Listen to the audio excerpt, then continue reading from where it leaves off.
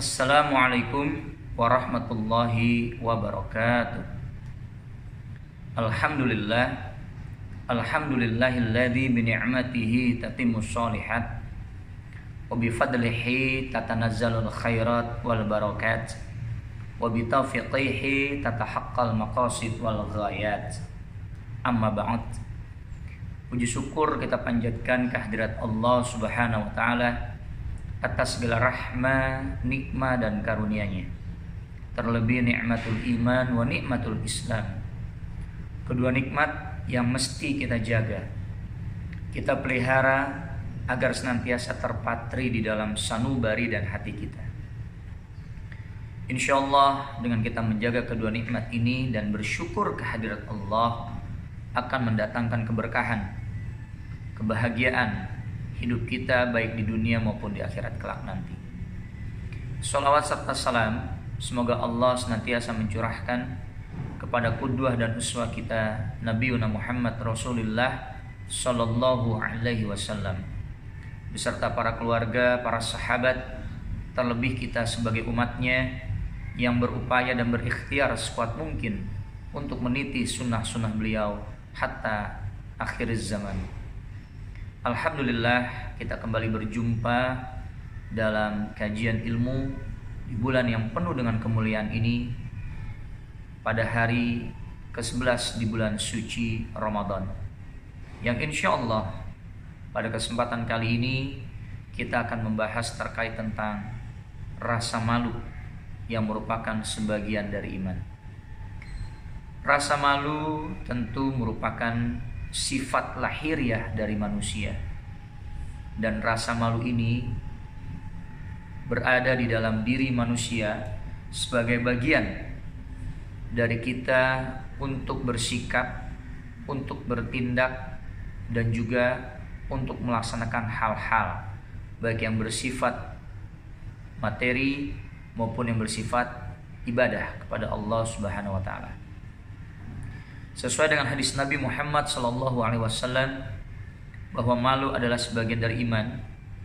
Hadis yang diriwayatkan oleh Imam Bukhari yang berbunyi, An Abi Mas'ud Uqbah Ibni Umar wal Ansari al-Badri radhiyallahu anhu qala Rasulullah sallallahu alaihi wasallam, inna mimma adrakan nas min kalami an-nubuwah al-ula idza lam tastahi fasna' ma syi'ta.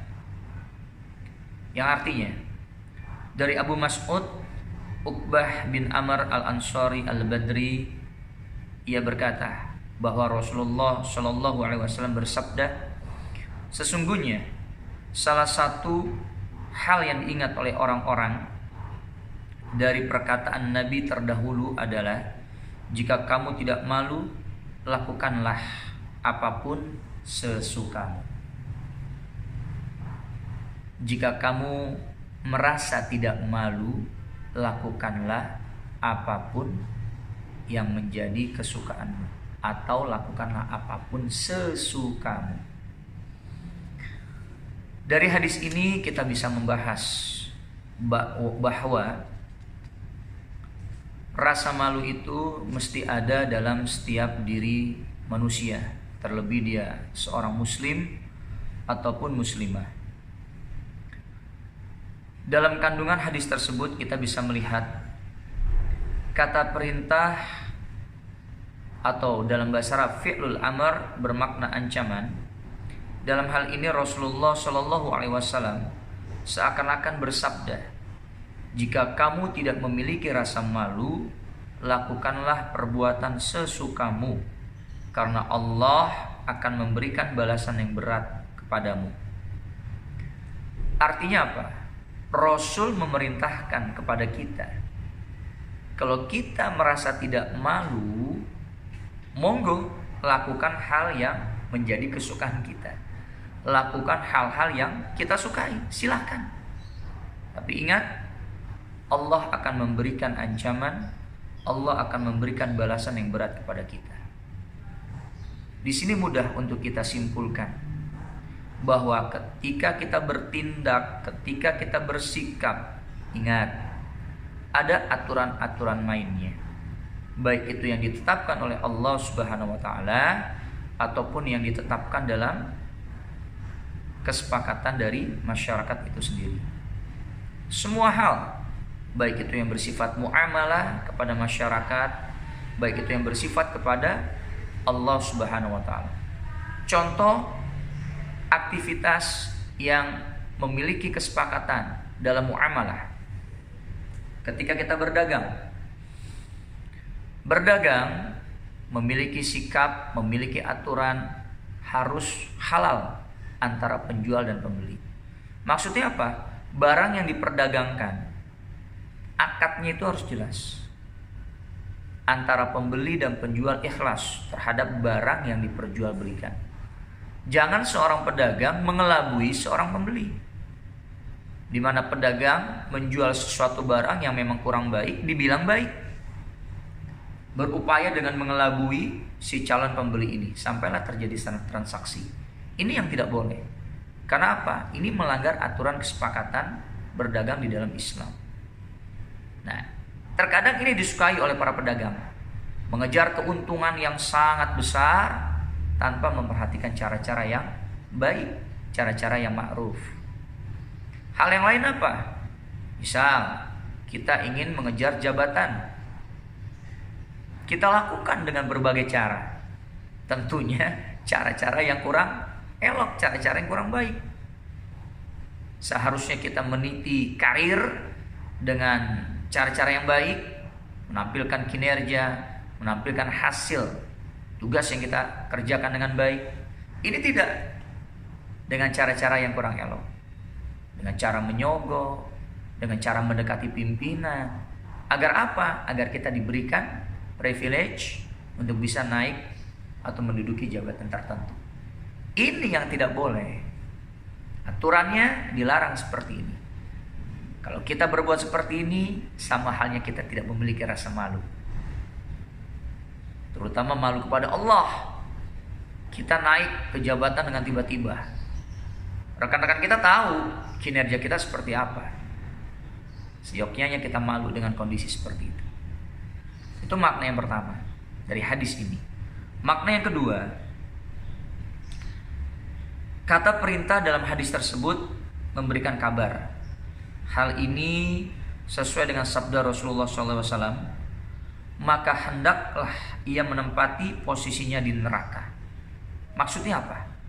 Dengan demikian, makna hadis ini bahwa siapa yang tidak malu melakukan perbuatan apapun sesukanya, maka hal yang menjadi penghalang untuk melakukan perbuatan buruk adalah rasa malu. Dan orang yang tidak mempunyai rasa malu, ia akan tenggelam dalam segala perbuatan yang keji dan mungkar. Masya Allah. Pembatas hijab dari kita untuk tidak melakukan kemungkaran dan perbuatan yang zalim adalah rasa malu. Ketika kita sudah tidak lagi mengindahkan rasa malu, ketika kita sudah tidak lagi mengindahkan etika, maka produk yang dihasilkan dari perbuatan kita tidak mencerminkan hal yang bermaslahat. Sekali lagi, tidak mencerminkan hal yang bermaslahat. Dikatakan oleh Rasul dalam hadis tadi bahwa hijab antara kita dengan tidak melakukan perbuatan buruk adalah rasa malu. Ketika rasa malu itu muncul dan ada pada diri kita, kita berniat melakukan perbuatan yang tidak baik, saya malu. Malu nanti orang lain melihat saya melakukan perbuatan ini. Malu orang lain nanti melihat saya melakukan perbuatan curang. Apa kata orang? Dan juga malu kepada Allah Subhanahu wa taala. Insya Allah ketika rasa malu itu ada, terhalang niat kita untuk melakukan perbuatan yang buruk. Ini makna yang kedua. Makna yang ketiga, kata perintah amr atau fi'lul amr pada hadis itu bermakna bolehnya melakukan perbuatan tersebut atau ibadah. Dengan demikian, makna hadis ini bisa disimpulkan, jika kamu tidak merasa malu untuk melakukan suatu perbuatan, baik kepada Allah maupun kepada manusia, maka lakukanlah perbuatan itu, karena hal itu dibolehkan. Artinya apa? Ketika kita betul-betul ingin beribadah kepada Allah, tentunya ibadah yang betul-betul ikhlas karena Allah. Ingat, tidak ibadah yang ingin dipuji, tidak ibadah yang ingin dinilai oleh orang lain atau dinilai oleh makhluk. Itu diperbolehkan oleh Allah Subhanahu wa taala. Tapi ketika kita beribadah dengan niat untuk dinilai oleh makhluk, ingin dipublikasikan, dianggap alim, dianggap soleh, dan kita tidak memiliki rasa malu terkait hal itu, maka Allah amat sangat tidak menyukai hal tersebut. Jadi makna yang ketiga ini, ketika kita ingin melakukan ibadah yang baik kepada Allah, silakan, diperbolehkan oleh Allah. Tentunya kita punya rasa malu. Bahkan seorang salafus soleh, ketika dia beribadah sekeras apapun, ketika dia beribadah sekuat apapun, dia masih memiliki rasa malu yang tinggi. Apa rasa malunya? Rasa malu, apakah ibadah saya sudah ikhlas karena Allah Subhanahu wa taala? Apakah ibadah saya sudah sangat terbaik yang saya persembahkan untuk Allah Subhanahu wa taala? Subhanallah.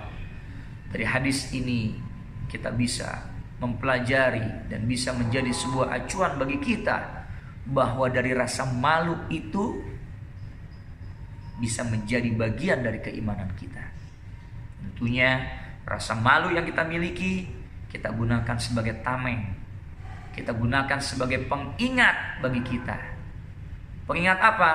Untuk kita tidak melakukan sesuatu yang sekehendak hati kita, untuk kita tidak melakukan sesuatu yang dilarang oleh Allah Subhanahu wa taala, terlebih perbuatan buruk, dan juga untuk kita melakukan sesuatu ibadah yang ikhlas karena Allah Subhanahu wa taala. Dari rasa malu saja kita bisa mempelajari hal-hal yang sangat fundamental, hal-hal yang sangat penting. Mudah-mudahan kita semua memiliki rasa malu, memiliki etika yang tinggi untuk melakukan hal-hal apapun, baik itu hal kepada Allah, muamalah kepada Allah, ataupun muamalah kepada manusia. Ingat, setiap perbuatan yang kita lakukan tergantung proses. Kalau prosesnya tidak baik, prosesnya tidak mengundang atau tidak memiliki etika, walaupun dia berhasil, lihat, hasilnya tidak akan menjadi maslahat bagi dirinya. Hasilnya tidak akan menjadi sesuatu yang membawa dia kepada keridhaan Allah.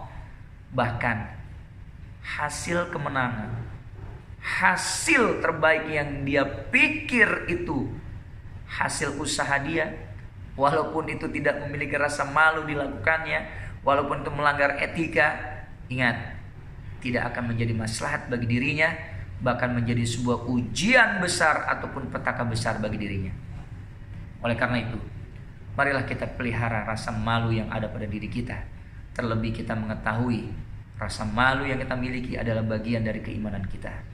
Kita berlindung kepada Allah Subhanahu wa taala agar kita senantiasa dipelihara rasa malu kita oleh Allah, dan kita menjunjung tinggi etika dalam setiap aktivitas kehidupan kita. Mudah-mudahan yang sedikit ini bisa bermanfaat dan kita bisa menjadi pribadi muslim yang berkualitas. Kurang lebihnya mohon maaf. Wal afu minkum.